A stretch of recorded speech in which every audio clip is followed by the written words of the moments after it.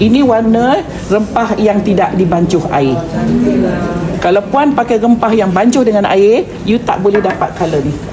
You akan dapat colour lembut sikit. Warna dia lembut sikit. Tidak. Assalamualaikum, hai semua viewers. Okey, hari ni Kak Zaidah nak share resepi kari Sri Lanka. Ayam saya potong 12. Panaskan sedikit minyak di kuali. Mungkin puan dekat luar sana nampak banyaknya minyak. Dia cakap-cakap sedikit minyak di kuali. Nampak banyak. Saya masak 2 ekor. Kalau 2 ekor tu maksudnya kita kena kali 2 lah resepi yang tadi tu. Kalau minyaknya 1 cawan jadilah 2 cawan. Ya. Kalau tak suka minyak banyak terpulang. Cuma kalau nak menumis perlu ada minyak yang cukup. Okey, so kita panaskan sedikit minyak di kuali. Now, kita nak masuk ni 3 sekawan, 3 beradik. Tak ada cengkeh. Yang lain semua ada ya. Kita masukkan sampai dia keluar bau. So ni dah mula bau. So kita masukkan bawang yang kita dah chop. Kita dah cincang. Dan kita masukkan daun kari. Okey, Kak Zaidah kecilkan api sebab saya nak blend bawang ya. Alright, kita nak blend bawang besar, bawang putih, halia dan buah keras.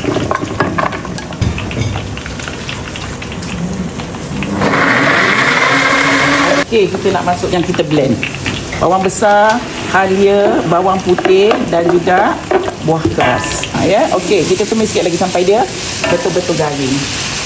Okey, saya tak bancuh air sebab cara masak macam ni dia lebih wangi. Dia lebih datang ke aroma dia lebih kuat daripada kalau puan bancuh dengan air. You bancuh dengan air dia jadi juga, tak ada masalah.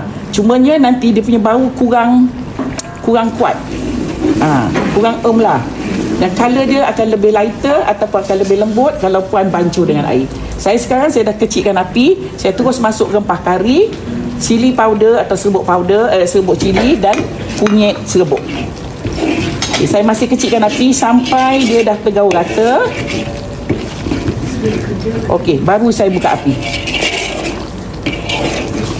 Kita nak tumis dia sampai rempah tu masak. Alright. Kita nak masukkan air lebihan ni. Kita masukkan air ya.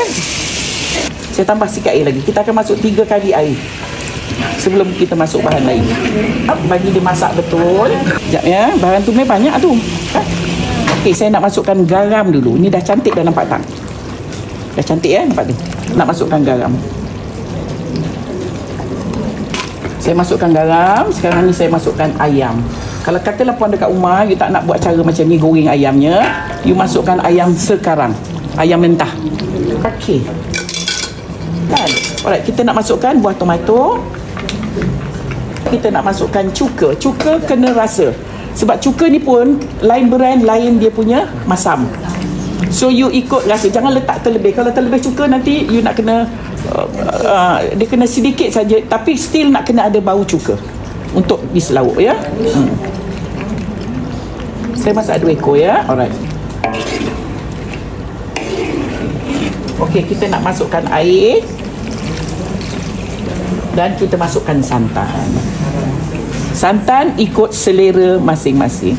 Ada orang suka makan pekat-pekat, pekat santan. Ada orang dia tengok pekat pun dia dah muak. So terpulang ikut selera. Kak Zaidah hanya bagi lebih kurang 200 ml.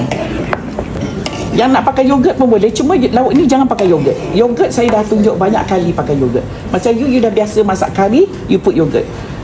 Hari ni, besoknya you masak kari, jangan letak yogurt. So nanti you akan rasa lain sikit daripada lauk yogurt you. Cantik dah. Alhamdulillah, dah pun siap lauk kita hari ni. Cantik puan. Alhamdulillah, dah pun siap resepi kita hari ni, iaitu kari Sri Lanka buat tetamu Kak Zaidah. Untuk perempuan di luar sana, selamat mencuba.